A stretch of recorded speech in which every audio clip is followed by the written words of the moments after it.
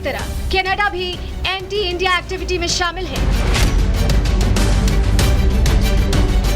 क्या भारत सरकार पर झूठे आरोप लगाकर चुनाव जीतना चाहते हैं ट्रूडो?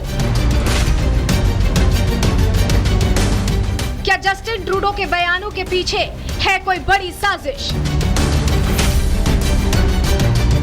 ये सवाल इसलिए उठ रहे हैं क्योंकि ट्रूडो लगातार भारत विरोधी एजेंडे को हवा दे रहे हैं, लगातार झूठे आरोप लगा रहे हैं, लेकिन अब ट्रूडो की बेबुनियाद बयानबाजी उन पर ही भारी पड़ रही है।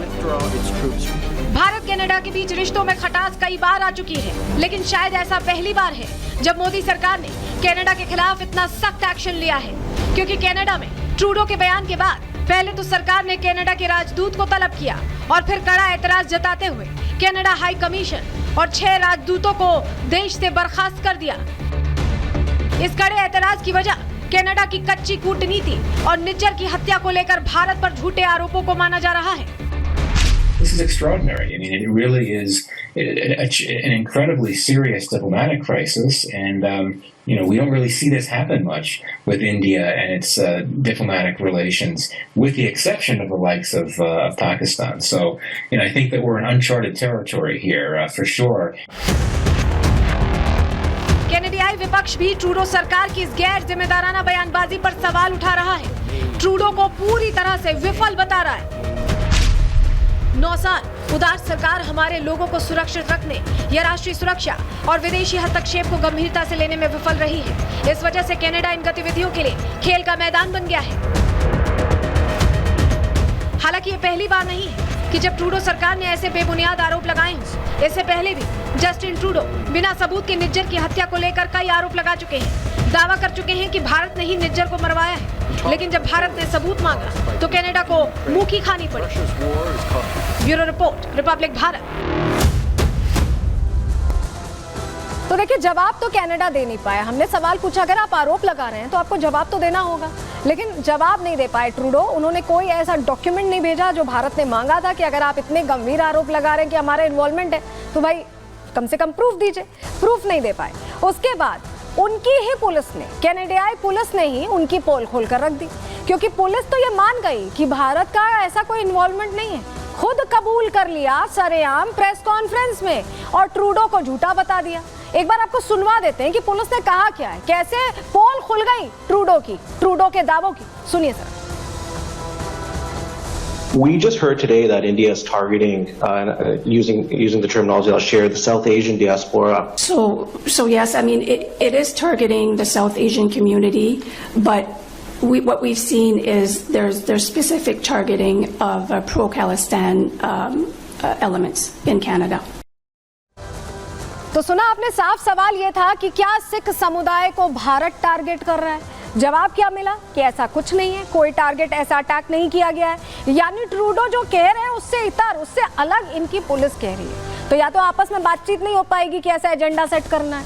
जो भी वजह रही हो, सच्चाई सामने आ गई है। और वहां के जो जर्नलिस्ट हैं, जो पत्रकार हैं, वो कह रहे हैं कि ट्रूडो की जो ये बयानबाजी है, इसकी वजह से जो खालिस्तानी समर्थक हैं वो बहुत खुश हैं। यही तो करना चाहते थे ट्रूडो। सुनिए, वहां के पत्रकार खुद गवाही दे रहे हैं कि जो करना चाहते थे ट्रूडो वो हुआ है। सुनिए जरा। The Canadian public is done with the Trudeau government. They've not been wanted for the last few years, but he still manages to cling to power.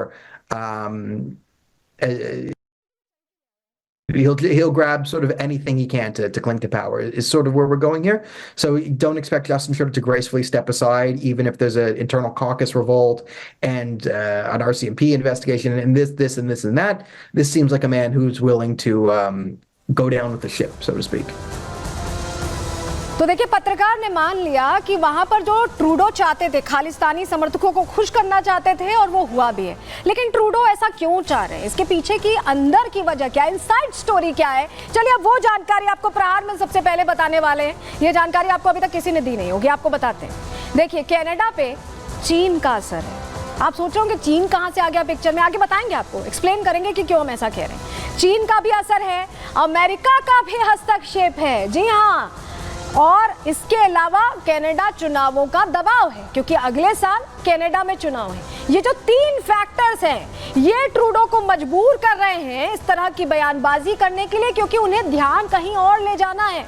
वो नहीं चाहते कि वहां की जो जनता है जिन्हें पहले से ही कम पसंद करती है, जिसकी वजह से उन्हें कोalition गवर्नमेंट बनानी पड़ी, अब अगले चुनाव में वो बिल्कुल ही नापसंद करे और आउट होना पड़े, ये नहीं चाहते हैं वो। चलिए आपको सबसे पहले बताते हैं, जब हम कह रहे हैं कि चीन का असर है तो चीन का असर कैसे, चलिए फटाफट से आपको जानकारी दे देते हैं। क्योंकि चीन का असर ऐसे है क्योंकि चीन सब कुछ करवा रहा है। जी हाँ, पहले भी करवाया था, अभी भी करवा रहा है। क्यों हम कह रहे हैं, चलिए जानकारी जल्दी से आपके सामने रख रहे हैं। आपको बताएं कई सालों से चीन को लेकर ट्रूडो का जो रुख है ना वो बहुत सॉफ्ट रहा है, बहुत नर्म रहा है। कनाडा के चुनावों में खबर इन्हीं की एजेंसी ने ये ब्रेक की थी कि चीनी हस्तक्षेप हुआ है, चीन से समर्थन मिला है, चीन से मैनेज किया गया है। चुनावों में फंडिंग को लेकर बहुत खुलासे हो चुके हैं। जी हाँ, इन्हीं की एजेंसी ने खुलासे किए हैं। खुलासे के मुताबिक चीन ने चुनावों में फंडिंग की थी, यानी मदद दी थी ट्रूडो को चुनाव लड़ने के लिए, क्योंकि उतने उस वक्त वो वेल ऑफ नहीं थे।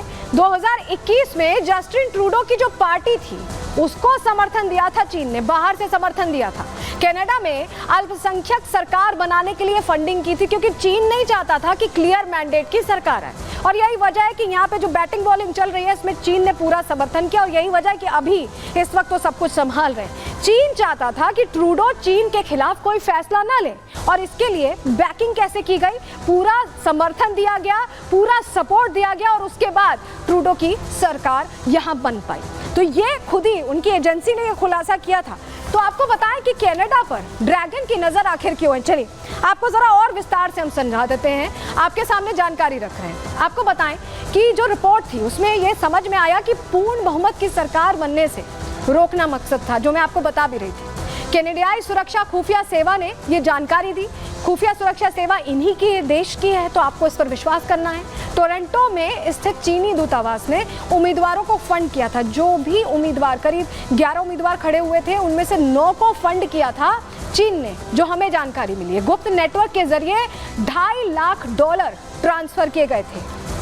समझ रहे हैं आप, चुनाव लड़ने के लिए ट्रांसफर किए गए थे। CSIS के पूर्व वरिष्ठ विश्लेषक मोलिनारो ने यह रिपोर्ट सौंपी थी। CSIS वहीं की खुफिया एजेंसी है, कनाडियाई खुफिया एजेंसी, ये जानकारी हम आपको दे रहे हैं। रिपोर्ट के बाद भी प्रधानमंत्री की तरफ से कार्रवाई नहीं की गई। ट्रूडो ने कुछ नहीं किया, रिपोर्ट तो दे दी गई लेकिन ट्रूडो ने कुछ नहीं किया। क्यों नहीं किया?